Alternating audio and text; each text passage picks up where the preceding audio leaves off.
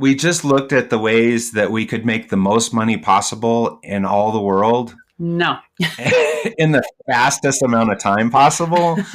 And so we thought, yeah, a website that talks about beer and travel. That'll make us a ton of money. Welcome to the RV Entrepreneur Podcast, the weekly show for nomads, work campers, RVers, and entrepreneurs looking to earn a living or build a business while enjoying the RV lifestyle. This week's hosts are Rose and Glenn Willard. Let's settle in and enjoy the RV Entrepreneur Podcast, brought to you by RV Life. Hello, friends, and welcome to the RV Entrepreneur Podcast. I'm Glenn Willard, your host this week, and today I'm excited to speak with April and Ken of Living a Stout Life and Camp Carpe Diem. They began their full-time travels nearly 7 years ago and centered their itinerary around touring microbreweries. How cool is that?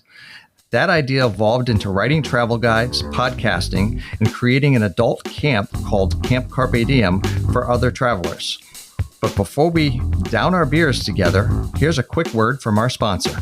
Hey RVers, let's be real. Your RV showerhead isn't great, and even if you swapped it out for something better, chances are it's just a shinier version of the same old thing. And if you're really lucky, those stiff hose kind of let you get wet, but definitely not where you want it. That's where Waterpik comes in. A global leader in water technology, they've designed the Transform RV showerhead to change the way you shower on the road, making it easier and more efficient to shower in tight RV spaces. While other RV showerheads have limited spray adjustments, the Transform RV's unique 360-degree pivoting head allows you to customize to any spray angle without having to remove it from the bracket. This means you can reach your desired spray area and shower with both hands free. This shower head doesn't just work better, it feels better.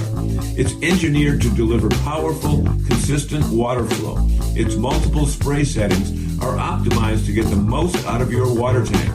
And with the new trickle switch, you can conserve water without that shocking blast of cold or hot water when you turn it back on. It's available in white, chrome, and nickel. The Waterpik Transform RV Showerhead is ready to upgrade your RV shower. Head over to Amazon and check it out now.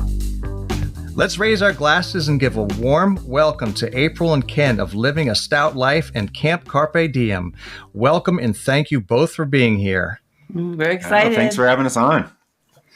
This is a unique experience for me because, I mean, you guys do two things that I often thought would be absolutely phenomenal. One is to travel and interview microbreweries and the brewers, and then also to develop a camp for adults. Now, how cool is that? So let's get in and maybe you can tell me what you guys did before all this happened and before you started the RV lifestyle. We drank beer. That's all we did. We drank beer. We did nothing. Oh boy. Just kidding. Well, we raised two kids who are now adults in the Denver area. And I used to be a reporter and editor for a mixed martial arts website. So I used to travel a lot to report like on the UFC fights and interview those guys, you know, the John Joneses, the George St. Pierre, Conor McGregor, those guys. Way to name drop. Keep going. Yeah, you know, you got to make it sound exciting. So. And then, like I said, we've been in Denver for a long time, but I've had many careers, but right before I moved into the RV, I was a teacher. So I taught 5th grade and middle school. Really did love it, but we were looking for something a little bit different. And his job working for mixed martial arts, and he'd been remote for a long time, allowed us to possibly think about moving into an RV, and I could quit teaching and then we could figure out what to do after that. So it's very funny. The whole, I guess, jump from living in Denver to going remote and living in an RV was one, we decided, we're just going to ditch our kids. But the whole RV thing came about from April listening to a podcast that was all about how you could live and work in an RV. Sounds kind of familiar, right? Because it was the RVE podcast that she was listening to back when Heath and Alyssa Paget were running the show many years ago. And so April was listening, and she was listening, I think, on a drive home from school or something. On my 60-minute commute. And she came home and she's like, hey, what would you think of, instead of trying to find a house up in the mountains right now, what if we just like move into an RV? And, you know, I was already working remote with what I was doing. So it was like, yeah, sure, let's do it. And it just happened that organically, just that quick. So when you decided to move into the RV, what type of RV did you pursue? Well, we looked at several, and I mean, we looked at a couple of Class A's and everything, but the first one we looked at was a good friend of ours, actually our brother-in-law, had a friend that was kind of his adopted family that had a Class C motorhome that's 24-footer, and they were getting a little older and having some physical limitations, so they didn't really want to keep the RV anymore. And he had been helping them upkeep it and everything. It was the first one we looked at, and then ended up being the last one we looked at and bought. It was also a block from our house at the time. So like it had been there the whole time. It's like it was waiting for us. Gosh. It was already part of your family. I love it. Yeah. So it's a 24-foot BT cruiser like motorhome, and that's what we've had for the past like 7 years. Same one. Oh wow. Yeah. And you still have it? Mm-hmm. Yeah. And you've recently moved into part-time. Before we get into this whole RV life and running your businesses, you did transition to part-time. What inspired that? Wait. Saying part-time is kind of scary since we've been on the road for so long, it feels like. But yeah. I guess I don't know. I mean, to me, it doesn't sound that scary because we were always travelers before we even moved into the RV. So like, obviously a lot more like road tripping in a car or flying somewhere or something like that. But yeah, I think in our minds, we're slowing down, but it's doesn't change our lifestyle that much because we plan on still traveling a lot. But we had really, it's kind of we've been doing it for a while, and we've always known we kind of wanted to slow down a little bit. We play the game, that everybody else probably plays too. Could we live here? Could we live here? Is this the right spot? I don't know. Yeah, we did that too. Yes. Yeah. And isn't it like when you're full time, it's almost a badge of honor that you don't want to let go of? Oh yeah. That's probably the biggest thing for me is like, oh, now I can't say I'm a full timer anymore. Ken, it's so funny you say that because that's one of the first thoughts I had because I was always so proud that we'd put all this effort in and just traveled nonstop and done all these really cool things. And it was so amazing to us. And then we moved to part-time and it's almost like, how do I describe this? When we have to let this go? But that's the beauty of RVing. You can you can go for full-time, part-time. You can ease off. You can get back in. It's fine. Yeah. I mean, and I think both of us, it was funny too, how it was really timed for us because both of us were like feeling the pull to find some roots. I call them roots-ish. We've had our house in Denver for a long time. We sold it a couple years ago and we didn't really want to go back to the city. So we knew that.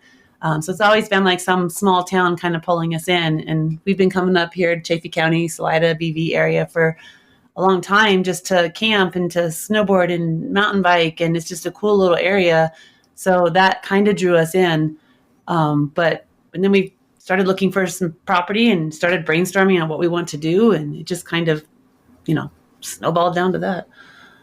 Yeah. And for me, it's a little strange in some aspects because while we've put down some roots a little bit, I still have the same mindset, I feel like, from when we were traveling. And I feel like when we were full timing in the RV, and even with like the flying we've done to like different countries and things, it's like you get a perspective on life and people that you don't get by staying stationary all the time. And so I feel like I still have that mindset, which, I guess you guys probably have experienced it too. Whenever you went out somewhere, had this great experience on the road somewhere, and then you met up with family or friends or whatever, like back from your stationary life, and you try to tell them about it, and they're like, "Oh, that's really great. It's wonderful." And then they like move on right away. And it's like, you had this big life-changing effect, and they're just like, "Oh, that's nice." And you have voiced exactly what I have thought all the time. Every time we describe what we do and how we do, and you also made another point about meeting so many cool people. And there's one thing, and I see in your websites, it's just say hi. Which I think is so cool, because as we traveled, we were very outspoken to just speak to anyone. And it proved to us that everything like news states, when you're stuck in your little microcosm of how bad this country could be, it's really not. It's just filled with wonderful people. And as soon as you say hi to them, you have a new friend. It's amazing. Yeah, even as diverse as you might be, politically or something, because that's obviously the big divider in our country right now is politics. But even as different as your views might be, it's like when you just start talking to somebody, especially when like we'll go into a brewery or something and sit down at the bar. And even though April and I are together, it's a lot of times we'll turn to the other person on the other side of us and just start having other conversations. And it's like, you could be very different, but most people are happy just talking, telling their story, and not as divisive as you think people are going to be, even when you're in areas of the country that you always hear about as the hot spots for this or that. I have to say too, even if you just go into your hometown, wherever, your coffee shop, your brewery, of course, or something like that. But even if you just go into your hometown thing, you can still do the same thing. And if you think your life isn't exciting, everybody else thinks your life is exciting, even if it's not, because they like to hear everybody's stories. So you don't have to have this like, well, yeah, but you guys are RVers and you do this. Of course, people want to talk to you. It's not that. It's just that people like to talk and get to know people. Absolutely. And yes, you can do that right down the street at your own coffee shop. And, we were very fortunate that the four of us that we've been able to do that at many different breweries and coffee shops. And isn't it amazing what a microbrewery does? It is almost like one would say that the alcohol is a social lubricant, but I don't believe that's the full effect. I believe the atmosphere of a microbrewery just inspires people to talk and communicate. I think they're wonderful places. So, kudos to you guys for selecting that. Well, and to that point, it's like, that's where we tend to hang out. And even settling down here in BV a little bit, we have our couple of little hangouts that we like to go to every week or every couple of weeks or whatever, just to say hi to people and all that kind of thing. And we have a good friend that we've made since we landed here, this guy named Mike, who doesn't drink alcohol at all, but he shows up at places where there's plenty of alcohol going on and flowing at the brewery or the little whiskey bar down the road and stuff like that. And he never drinks alcohol, but he's there just to socialize and hang out because it's a fun space to be in. Exactly. Yeah. You just reinforced. Exactly. You don't need the alcohol because it just inspires communication. Yeah. Yeah.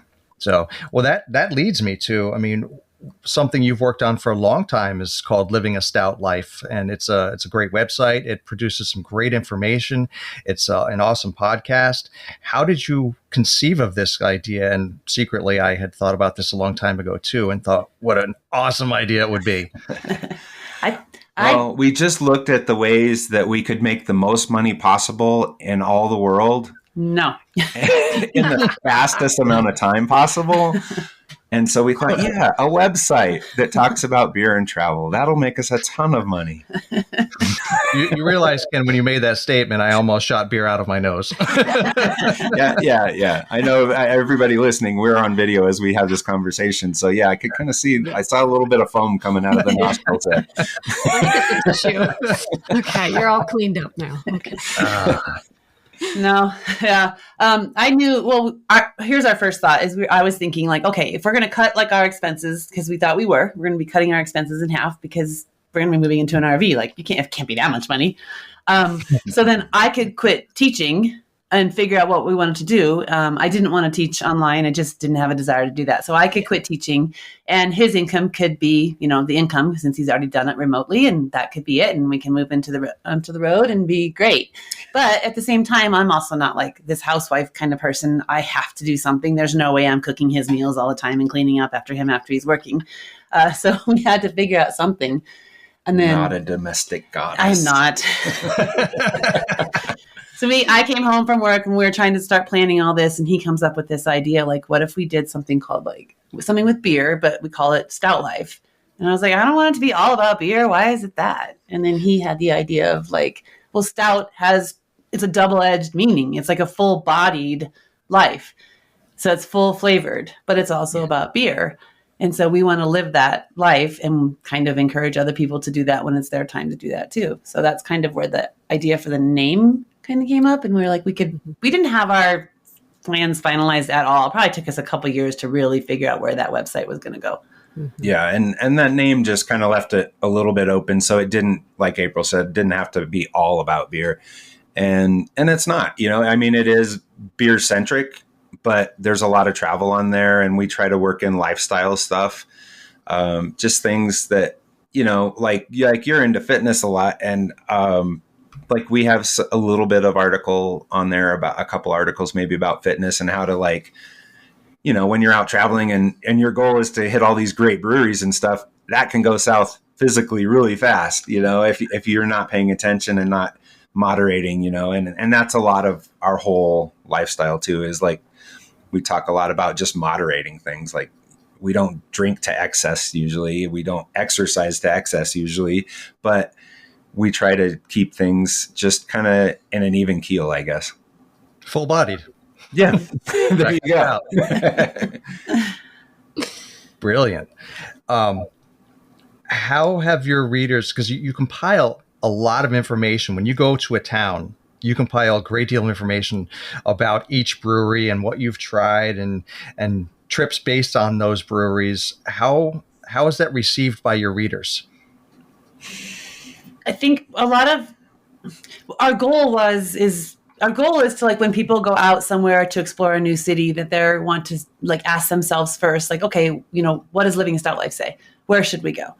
And that's kind of it. That's why we kind of plan around, like, we'll put in a little bit of adventures that kind of match us, but also match maybe whatever, I cannot speak, maybe what anyone else wants to think, but it's, you go to do these adventures and then you find a craft brewery to enjoy. And so we try to match that up with that. So, for example, like, there's a mountain biking trail right here, and you can ride into town and get that beer right there. And then, hey, since you're right there, you might as well go. There's like another brewery like a half a block down, so you can go there as well. So it's kind of like those guides. And sometimes I'll get very detailed on that and tell you exactly how to get there and where to go. And other times it's more just like what we call quick sips. So you've got these 3 options in this one town if you only have one day. So you know where to go now, and we'll give them an idea of, like, well, this one is the outdoor one, this one is the food one, and this one is more just cozy inside. So then you can pick that one. And honestly, that came about, when we first were, even though we knew we were focusing on beer, and especially we wanted to talk with people in beer, because we always found just the atmosphere so welcoming and community oriented that we wanted to know the stories behind that. And so that was kind of our original focus, and it's still a big focus of what we do, especially on the podcast. But, organically, the website kind of found some focus because we always had friends that we met pretty quickly on the road. And then, we'd hang out for a couple weeks or whatever it was and go our separate ways. And we'd have those friends who would be like, halfway across the country and say, hey, I'm in such and such place. Where should I go for beer here? Where's a good place to go hang out? And it's like, we'd get these text messages and stuff all the time. And it's like, oh, we should be kind of guiding these people where to go. Because we don't just focus on the beer either. It's more like, where's a cool place to be? And you can think about that when it was somebody texting us, you'd think about who that person was and what they liked. And you could kind of nudge them in certain directions. But then the overall guide thing, like April said, you could kind of break it down into, if you had a few choices, this one's going to get you food, this one's going to get you an experience, this one's going to be just a great place for beer. Thank you for summarizing that and saying it better than I did.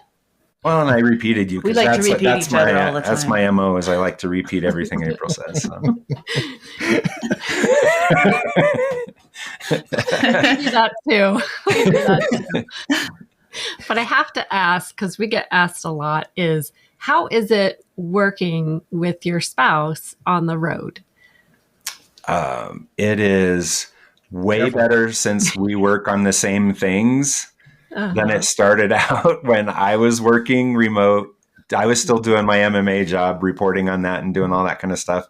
And that was kind of, it's a 24/7 thing. Not that I was working 24/7, but I had to be available pretty much 24/7 because it's a news business, and things happen when they happen.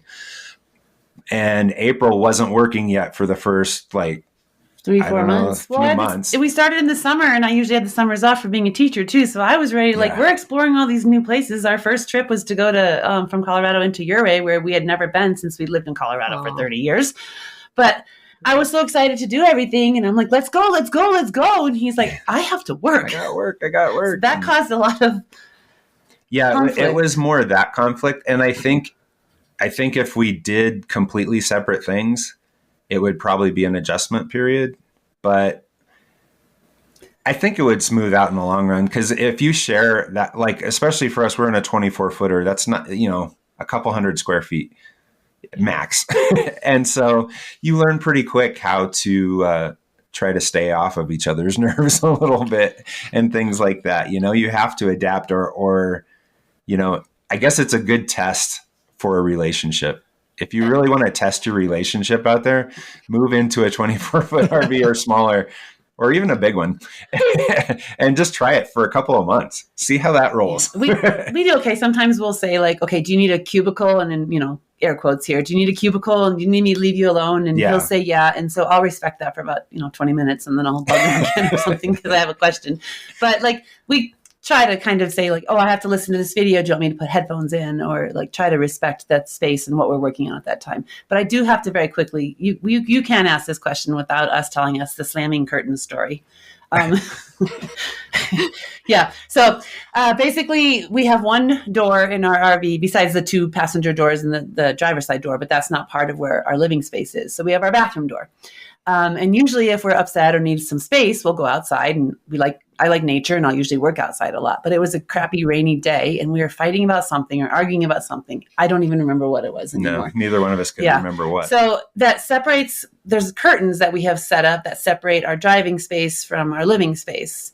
And so he was saying something, and I got mad about something, and I stormed up, not to the bathroom where I could slam the door, but stormed up into the front of the RV and proceeded to try to slam the curtains. So literally I took the 2 curtains and tried to slam them together, and then continued to yell at him through the curtains.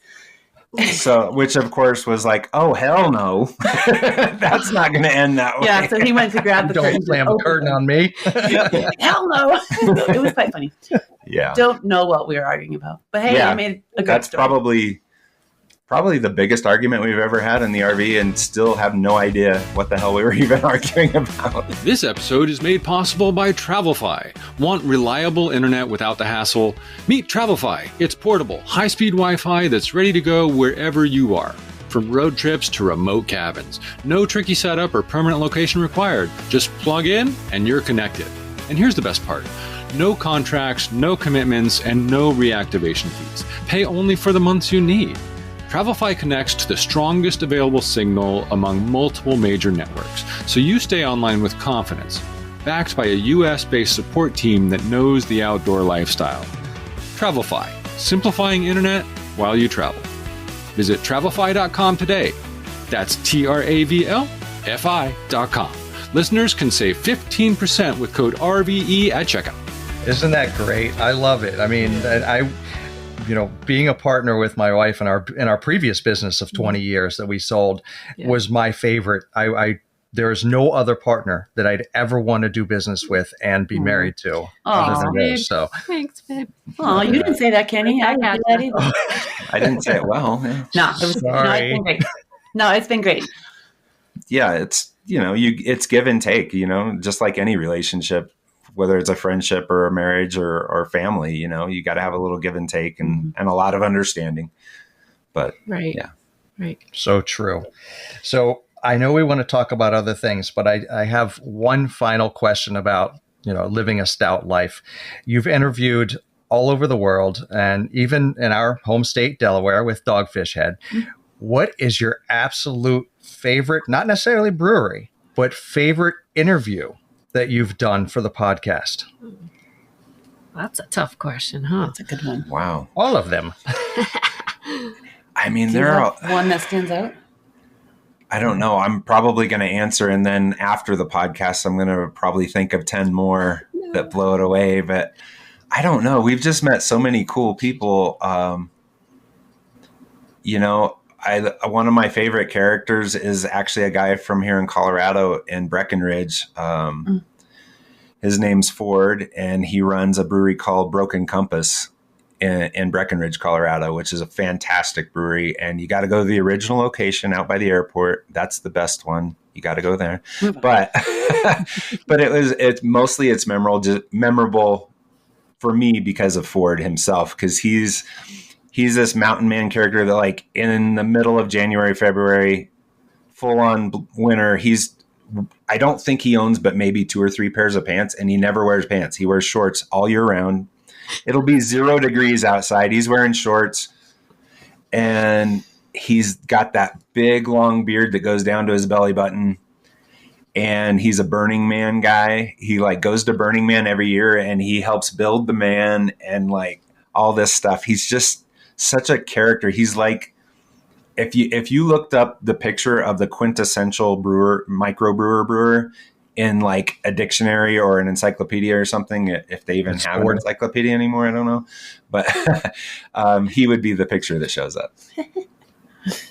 That's a good one. But we've interviewed so many even big people in the brewing industry too. The likes of Peter Bukart, Sam Calagione, Ken Grossman. Yeah. And so some cool people. Things that really stand out. But then we've also gone, again, it kind of centers around beer, but it doesn't have to be around beer. Like when we were in Baja, we met this band, and his name's Cooper, the lead person out there, but he travels in an old bus that they made out and they created, and he travels around Latin America area and Baja and Mexico and things like that. And just talking to him right after a show on the beach, because he was willing to, talk to us. It's just a little bit a different style for us, but just talking to him and having that inspiration from him, he was so pumped after performing, stuff like that. Or one of our first podcasts, talking with some that are now friends, we talked with them about hiking the Colorado Trail. And we met him at a brewery by eavesdropping and saying hi to a stranger. And we met him at a brewery in Silverton, and they've been on our show a couple times, and now they're just lifelong friends. And just finding out about all the adventures that come together through that, along with the little stories that start up breweries, it's, I don't know, there's, ex-military people who started up breweries. There's a ton of stuff people that we've met through that. So. Yeah, we've met so many. Yeah. And all the stories are a little different, because there's a great brewery in Omaha, Georgia, of all places. And Omaha, Georgia is a town of 150, 200 people. Yet they have this really big brewery there. And it was just started in an old school from the times when that school was even segregated and everything down south. And the guy who started it was just a guy that was born there and grew up there, went off to become a dentist, and then his town was dying and he wanted to come back and save it. And he did. He took money he made from dentistry and then moved his dental practice in there. And he's the only dentist in the 5 counties around there. So, I guess you're cleaning and your beer in the same place. Wow. Exactly. And at his dental office, he had RV hookups that he let us use. So I was like, wow, that's pretty cool. We're parked at the dentist office and a stone's throw from the brewery. It was great. Yeah. Some great. That's fantastic. How often do you guys stay at the breweries when we did that too. We'd use Boondockers Welcome and stay at the brewery and enjoy, the long commute back to the RV. Oh yeah. The stumble back to the RV. Yeah, it can be a blessing and a curse. We've been, I don't even remember how we heard about Harvest Host, but we've been Harvest Host members since we started RVing. But even before then, before we even started using Harvest Host, we would get out there and we'd stop at a brewery and we'd look around and be like, there's plenty of room to park here. So we'll go in and be like, can we, is there a manager around? Can we ask you a weird question? Do you see that RV out there? Can we just stay overnight? And I think, 99% of the times people are like, sure, no problem. Or we'll be at a brewery. There was a brewery outside of, was it Yakima, Washington? Mm-hmm. And it was a little, decent little town. There wasn't really a space to park. We had no idea where we were going to be staying that night. We'll figure it out later. And we were sitting there at the, outside in the beer garden, enjoying a beer, and started talking to the bartenders. And we're like, we live in an RV. And like, oh, cool. Where are you staying tonight? I'm like, we don't know. He's like, well, there's a space out in the alley behind the, brewery if you want to stay there. And he even later on came and knocked on our door when we were recording a podcast. He knocked on the door and says, I have some beer release that's going to be released tomorrow, but we know you guys won't be here. So I wanted to make sure you got the beer. And we're like, well, do you want to drink it with us and come on in and be on our podcast too while we're just talking? And he's like, sure.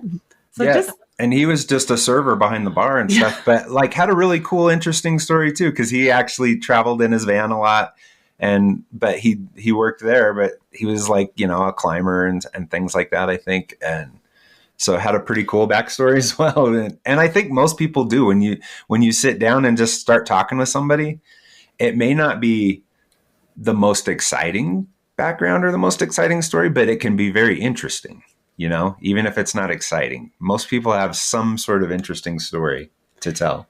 I think our desire to share with others never leaves us. As a kid, you always have that opportunity to share, but as an adult, sometimes you don't. And that desire really just never leaves. You always want to share what you're doing. Right. You suppress it. You don't want to overly share or overly brag or whatever. So that's profound. Yeah. And you know what? But as adults, we gain the wisdom to listen too. Yes. Yeah. So we don't just share what we're doing. We're receiving on the other end. Yes. And you're right. The stories that people come up with, I can't get enough. So yes. Mm-hmm. Yeah. That's why we love podcasting, right? Yeah, exactly. I love this and meeting people like you. Yeah. I hope we answered your question. You answered it 10 times over. So in many ways, including about, your favorite podcast for microbreweries. But I think it's time to segue a little bit and zoom in a little bit more on Camp Carpe Diem, which is also a fantastic concept. So fill me in. Tell our listeners everything that they want to know about Camp Carpe Diem. Oh, wow. Can you do it short? Got an elevator statement? I'm not going to do the elevator statement, but go for it. I'm going to say that, we, like I said before, we started our full-time journey really through, the first RV thing we ever did before we even went full-time on the road went to the RVE Summit. And so we met a lot of friends that we are still friends with to this day at that original summit that we first went to, which was in Fredericksburg, Texas, of all places, many, many years ago. And our friends, Barry and Deb, they were just starting their RV journey at the same time we were. And they've started the virtualcampground.com, which is like a community. They restarted. Okay, they've refocused it. But, we have to give credit. That's fine. But they've been friends ever since we started this journey. And I think it was during 2020, when things were starting to shut down that summer or, just before the summer of 2020, there were a small group of us that had been hanging out, back in March before everything shut down. And so we had been together already. And so we kind of stayed together in our little traveling tribe. And after everybody kind of split up, we'd been doing a lot of boondocking. And after everybody kind of split up, it was us and Barry and Deb just kind of hanging out around the campfire. And it's like, this was so cool. Like we got a bunch of people together and have this little community on the road, a little traveling community. And it's like, so many people who travel get good at working or they get good at sightseeing and things like that, but maybe aren't as easily drawn to community on the road, and they have a harder time finding a community. Even when you go to like a campground, a lot of times people don't interact too much unless that campground's active in bringing people together.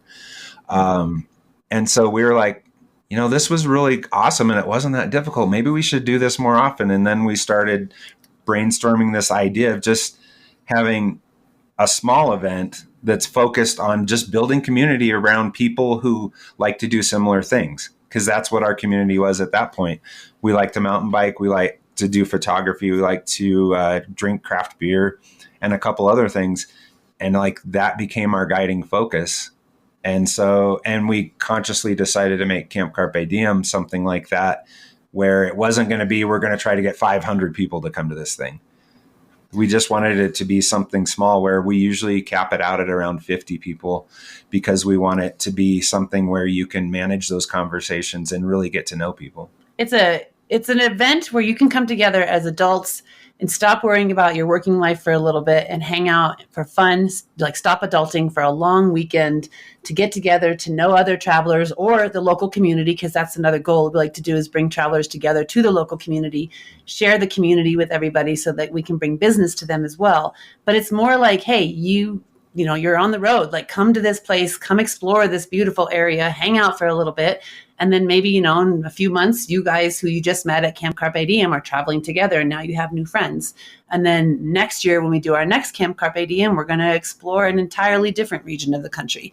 And we get together again and you meet new friends. But even if you don't mountain bike or hike or just really aren't really into photography, we have so many people who have showed up, a couple that don't even travel full time. They just want to be there because of the community aspect of it. And they have guides, us, and Barry and Deborah from the virtual campground. We're like your camp counselors who won't check under your bed to see if you have, you know, stuff under there. They'll put stuff under there. Yeah. You show up and we kind of have your itinerary all set up and all you have to do is have fun. And so that's really kind of it. It's that community and the fun. There's so much power in community. You just said it. And isn't Barry a specialist in photography? So he is. Yes. Okay, good. Yeah, he's a professional photographer. He does, his day job is corporate photography, but he also, with his partner, runs photography clinics that are actually out on site in different locations around the country as well. So he takes some really cool Benton Downs photography. So they do these workshops and stuff. Yeah. So yeah, that's it. Workshops. That's the word I was trying to think of. Yeah. Well, how often do you host these camps? Is there 2 a year, 4 a year? So for the first time when we started it, we did annual. So we did 1 a year. So let's see. Our first one was in around Ouray, Colorado. And then we went east. And then we went to Asheville, North Carolina. Our love goes out to Asheville. And then we went back west to Kalispell, Montana, up by Glacier. Right. And then we went back a little bit east to Hot Springs, Arkansas. Wow. So we're going all over. And then now we're doing 2 this year in 2025. So we have one this spring in Salida, Colorado. So it's a beautiful area to explore. And then one in the fall in Cascade, Idaho. So like along Donnelly, Cascade, and McCall. And so we have 2 this year. We're excited. Beautiful. How do you find this? How do you find the place to hold this that will allow this? And where do you specifically, camp? I mean, it's usually places that we've been, and like, we had been RVing long enough and we just went everywhere. Our goal was to go everywhere. So, we've kind of touched on most places. Yeah. Like boondocking or campgrounds. Where do you hold it? Okay. So, personally, we like to boondock a lot, but for these, we usually do campgrounds because there's this, it's hard to draw on enough people of an audience to do boondocking full time, to do what we want to do, to have enough space for say 20 to 30 rigs. I mean, that comes with some pretty big challenges if you're boondocking, because even if you're on BLM land or something, you can run into a lot of issues as far as permitting and things like that. And we don't want to hold it at courtside every year. So I was thinking just that. So, they kind of have a thing going there. We usually have some sort of a relationship that we've come across in our travels. Like I said, we didn't start this right away, so we didn't know for sure. But when we started it in 2021. Yeah, that was our first. In 2021, we had some ideas of where we wanted to go, and we've had some relationships built through our podcasts and through interviews that we've done. So what we look for is an area that has like a decent amount of like trails, either for mountain biking or hiking, and then some beautiful places for photography. And then we also have to have a decent amount of craft breweries and little towns and places to go shopping. And so, because every year we also team up with the local brewery to brew a beer specifically for Camp Carpe Diem. And they host our opening night social. So they host our opening night social then too. And then we also have like trails. We'll either seek them out. We have some really good friends of ours who are just amazing mountain bikers, Jill and August. And they are our like mountain biking people who kind of lead us on the trails. And then, so we find our experts there. Yeah. And then, or we'll team up with local mountain biking trails or local hikers that can give us more. And that's the whole purpose, is to bring people to the community to spend money, but also to have some fun there as well. Well, to get to know these places that we thought were cool. Right. and show them why we thought it was cool. And then hopefully they make the same connections or similar. The campgrounds that we find too, like sometimes we'll have relationships with them because we stayed there, but we want them to be willing and open to have a group of people who are going to be hanging out together. So we have to have like a group area where we can have campfires as long as the fire code says we can, because that's one of our most popular events, is just the campfire every evening. We have everybody gathered together and we're chatting around a campfire, and like maybe somebody's playing music, things like that. So the campground itself has to be somewhere in the region that allows us to be able to gather like that and has enough space, so people can really feel like they're in the community the entire time. And that's great. Also, I want to shout out to, we're excited this year. We have, last year too, we have Status Crows playing for us. So like if anybody knows the RV, yeah, they've been on this podcast. Your favorite traveling band? I love them. They're so nice. They are awesome. Yeah. That's pretty cool. Wow. So it sounds like that once these two businesses evolve, you guys are going to open a campground that has a microbrewery centered right in the middle for a gathering space. Well, that might be the next step beyond the next step. Yeah. There's a lot going on right now as to why we, have some roots-ish in BV. There was a business opportunity for us here. It's not full-on well-known yet, and it's in the works. So I just might have to pay attention to living a style life and Camp Carpe Diem and, all that. And you never know what I like that teaser. Nice. I like that a lot. No, it's funny. It's your business opportunity has taken you to a beautiful place. My business opportunity has taken me to Middletown, Delaware. What is it in Bill and Ted's Excellent Adventure? You'll be whisked away to beautiful Delaware. Delaware is a bit of I think it sounds kind of, awe-inspiring, I guess. I don't know, because I don't know Delaware that much. We were only there for a very short amount of time. So to me, it could be a very cool place. My Delaware folks. Oh, yes. Sorry. Go ahead. At the beach. Yeah, for sure. Yeah, we love it. The saving grace are the Delaware beaches, which are wonderful. Yeah. Okay. My Delaware focus is Dogfish Head. So I was going to say, well, that's right near the beach. So I was such a huge fan of Dogfish Head for so many years, to the point where I was like, okay, I'm done drinking Dogfish because it was just too much. Yeah, it's a lot. It's good beer, but it is. Yes. Yeah. So there's a new brewery down there, Big Oyster, which is what I'm enjoying today. That is between Lewis and Rehoboth, which makes a phenomenal Belgian. And I'm I judge the brewery by their Belgian beer. Yep. There you go. So, Belgian beers are like my top. I love those. Having just been to Belgium, that's a good measuring stick, because the Belgians are very serious about their beer. Yes, there is one way to do it, and you don't mess around. But that's what drew me to your last podcast with Doc Brewing. I had to listen because it was in Belgium. I was like, this is a no-brainer for me. Yeah, and for Belgian breweries, they are definitely kind of different, because like what we think of as breweries in the United States is a little anti what the brewing is in Belgium from tradition. And Doc is definitely one of those breweries that kind of bucks the Belgian tradition a little bit. And plays around with a lot more styles than more of the just Belgian the brewers just don't do. Than more than just a triple or Sure. No, I like that, and I like that about Doc. So I will eventually make it to Belgium, because I love. When you do reach out, we'll tell you all places to go.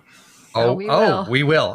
I'm not going to forget this. So let's segue back to Camp Carpe Diem. How do you market and get the word out about this? Because you don't want to get too big, because you want to keep it intimate with like the 50 campers. Mm-hmm. So how do you keep this under control? I mean, I would say a lot of it is word of mouth. Maybe 25% people come back. I'd say at least 25% are return people almost every time. Now that we're, on our 5th year of it, we're getting a fairly significant amount of return people. There's a handful of people that have pretty much been at every single one so far. Mm-hmm. And then we do a lot of social media. Like, we're fortunate for Camp Carpe Diem because Camp Carpe Diem itself doesn't have huge social media properties, but we have Living a Stout Life, and our partners have the virtual campground, which we both have pretty good followings already. So that helps a lot through social media, email, newsletters, things like that. We haven't actually done a lot of paid advertising yet. We've done a little bit, but that's a tough road to go, because the investment in that to get a return on it is, you get to that point where, okay, you got to put enough money into it that you got to get, say, 5 to 10 people to sign up.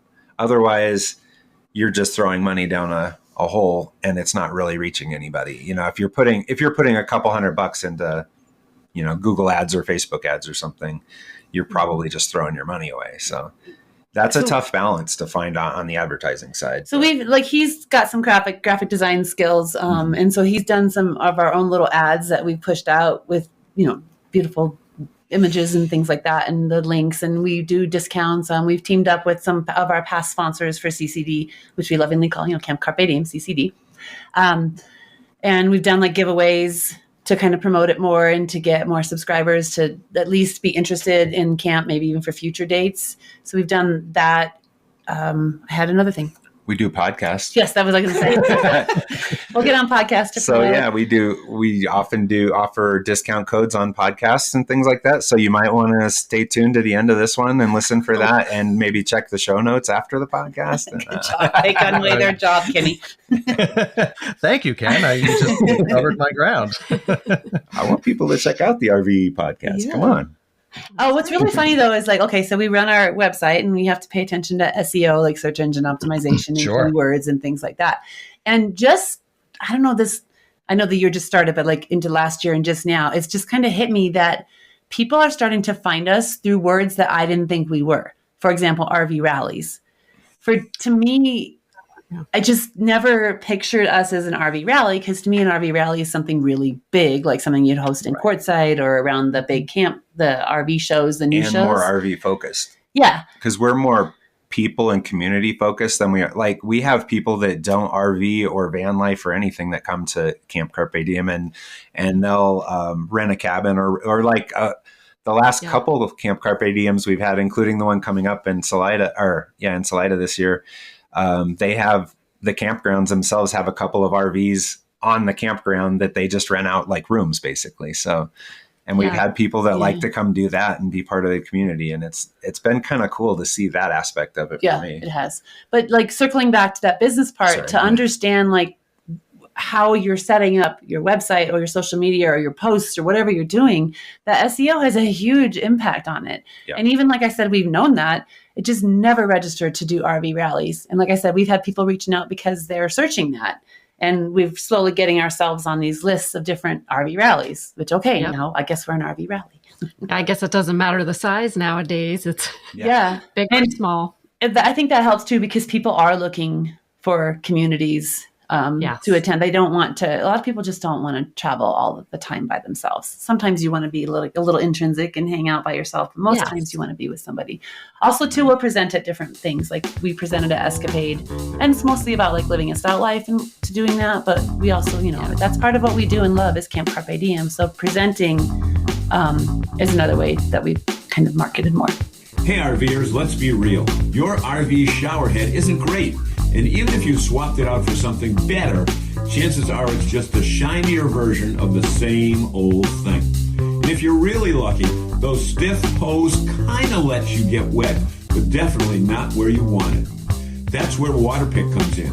A global leader in water technology, they've designed the Transform RV showerhead to change the way you shower on the road, making it easier and more efficient to shower in tight RV spaces.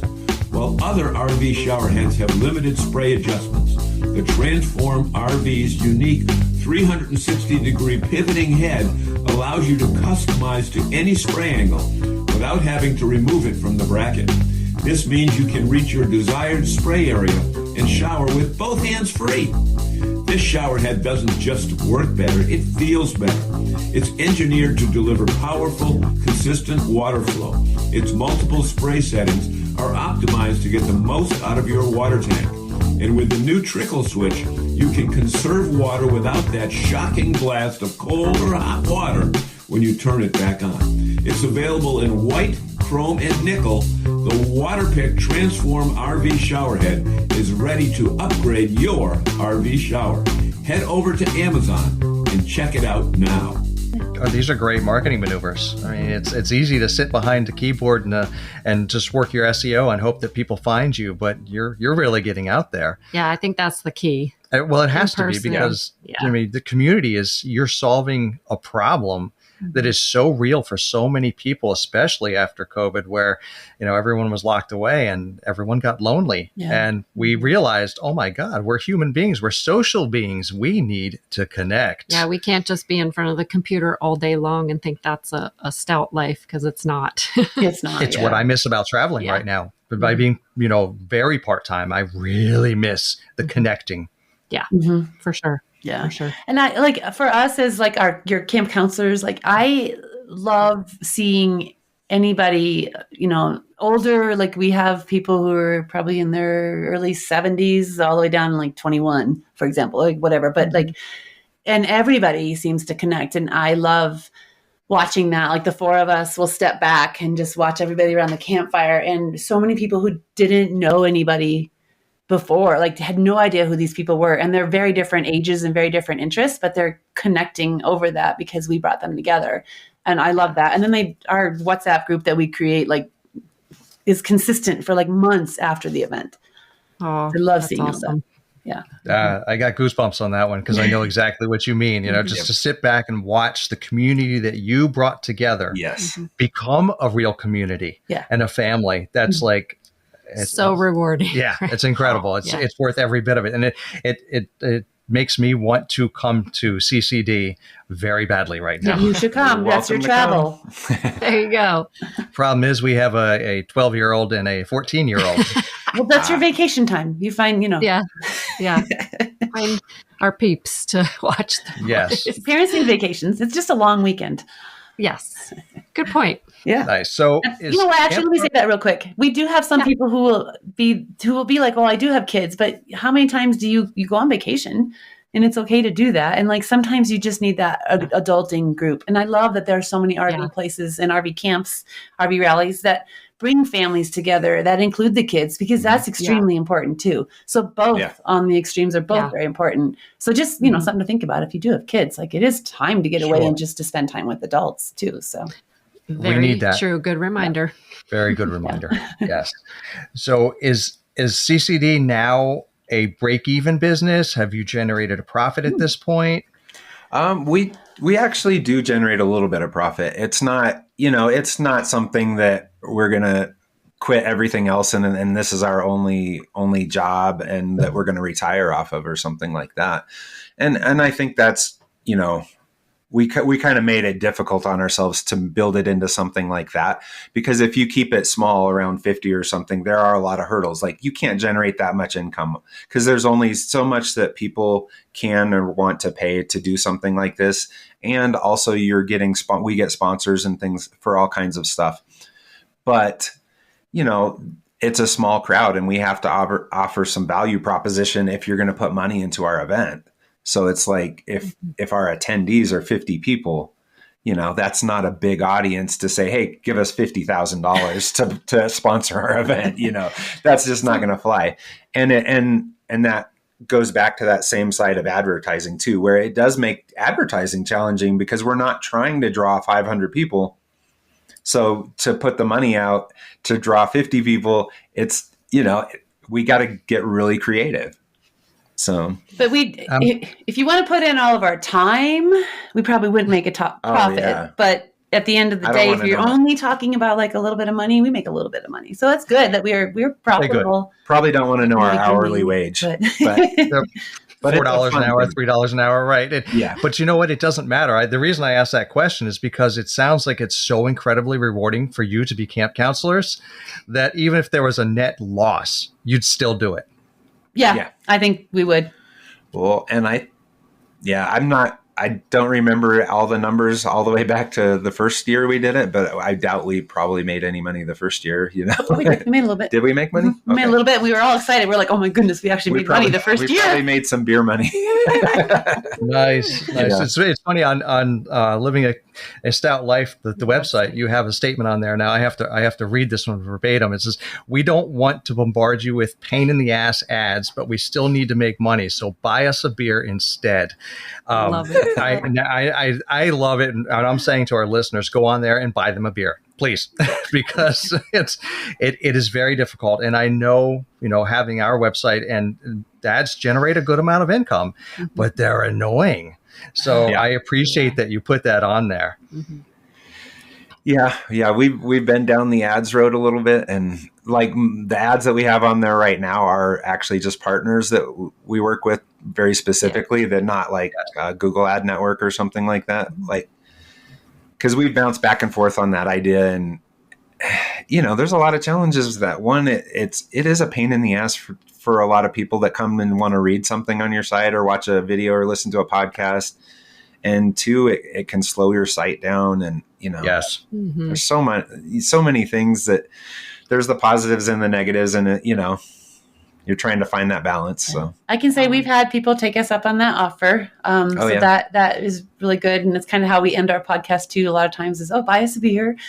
We don't push ourselves we don't sell ourselves very well. We're like more organic kind of happening people. If something happens, like it's great. But I think when we go out to breweries or wherever we're hanging out and we tell people our story and we listen to their stories, at the end of the day, a lot of the times people will be like, they'll tell the beer tender, like, I got their beers. Yeah. And so they'll buy us a beer literally. And we're not expecting any of that. Even when we go to a brewery to do a podcast, like they're giving us the beers and like, what can we owe you? What do we pay you? Like, we don't expect any of that. So it's just a really great way. We appreciate that when people do that. Truly appreciate it. Yeah. Well, you're putting out so much good, you're putting all the good out and it comes right back to you. We try. Yeah. It's so obvious that you guys are putting a ton of good out and such awesome karma. So I expect it to come back to you tenfold. So appreciate that. Yes. Yeah. Is there anything else you want to cover on Camp Carpe Diem that I have not asked you about that you want our listeners to know? I mean, you have to stop adulting for a little bit and come to camp. It's a lot of fun. We make it a lot of fun. You don't have to plan anything. You can just show up. Yeah. And even if you don't drink, we have people there who actually don't even drink. And if you don't drink beer, like we find different avenues. Like last time we did a distillery tour. We do trivia night, trivia day, and we've done scavenger hunts. And so even if you're not super active, we'll like kind of cater it towards what the people need, because we want you guys to come and have fun and build your community. So that's really all it is. Well, and the different activities we do, we try to cater towards, because we have a pretty wide group of people there. Like we have mountain bikers who are pretty much expert level riders. Like they're fantastic riders. And then we have people who are fairly new, that have only been on their bike a few times. And we do some group rides where all those people are commingled together. And if we have enough people wanting to go, we can separate off a little bit and we can do things like that. And the same thing on hiking and stuff like that. We try to make it fun for everybody. And even the photography side, Barry is a professional photographer and very good.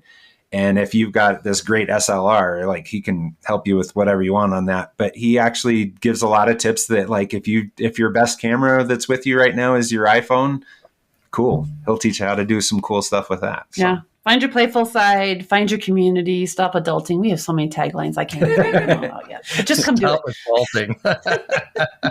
Oh, I can't wait to use that line over and over again. Let's stop adulting right now. Yeah. That's our new favorite line, I think, is stop adulting that we've been using lately. So, well, it sounds like it fits Camp Carpe Diem. CCD, as you will. Yeah. Yes.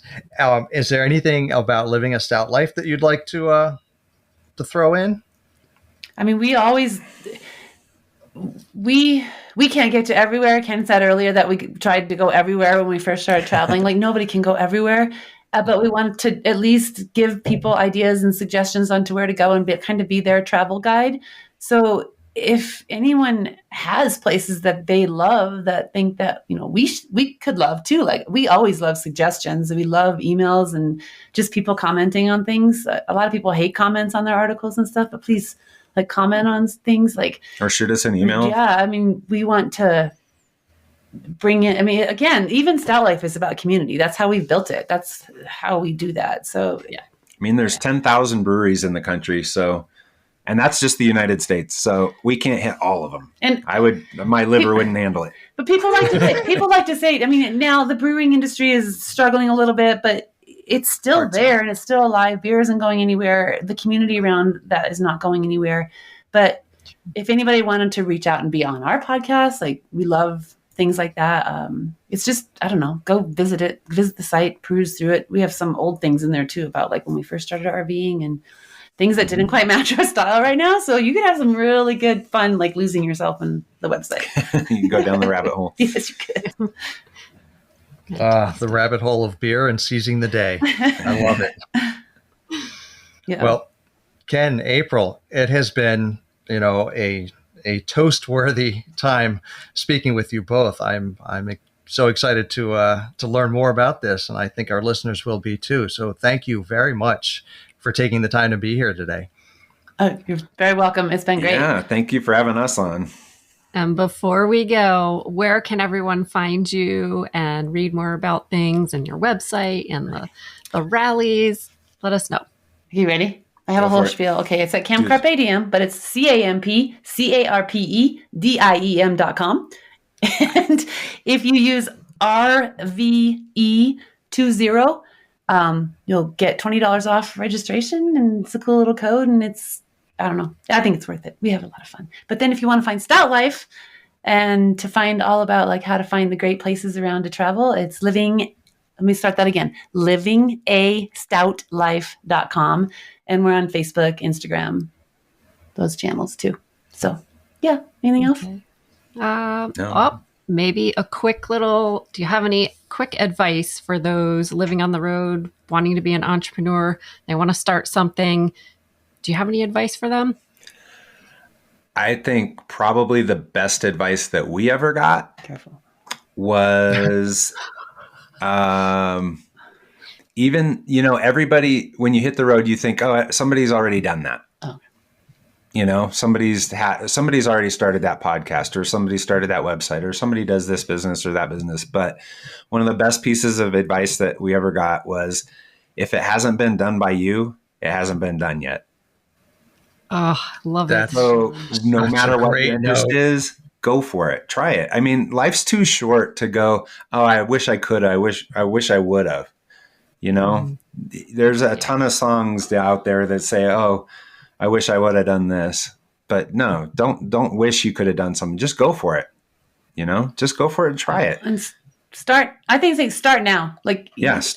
Start yesterday. Yeah, start yesterday. But also, and be imperfect. Yeah, you don't have to be exactly. Imperfect. Yes. Yeah. Also, some people sit there and say like, oh, I wish I could do what you're doing, but I'm not sure if I want to. Well, then don't wish you could do what we're doing. Do what you want to do and start that now. Yeah. Like, it doesn't have to be something like that. So that was good. So true. Excellent advice, guys. Thank you so much for coming on today. We really, really enjoyed hearing your stories. Well, thank you very much. It was awesome. It was so much fun to talk. I feel like we could talk for another 2 hours. Right? I know. Where's the campfire? Let's go. I know. Ken and April definitely have the need for community figured out, whether it's in a microbrewery or at a camp for adults where you're required to stop adulting. They presented 3 very important takeaways today. First, say hi to a stranger. Second, stop wishing and start doing. And third, make time to be part of a community. So if you're a microbrew fan, make it a point to visit livingastoutlife.com.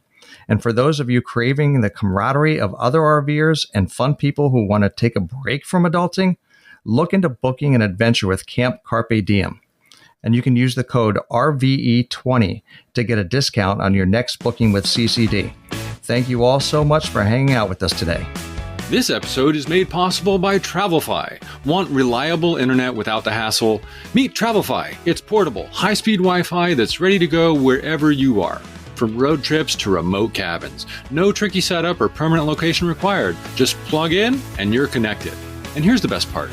No contracts, no commitments, and no reactivation fees. Pay only for the months you need. Travelfy connects to the strongest available signal among multiple major networks, so you stay online with confidence, backed by a US-based support team that knows the outdoor lifestyle. Travelfy, simplifying internet while you travel. Visit travelfy.com today. That's TRAVLFI.com. Listeners can save 15% with code RVE at checkout.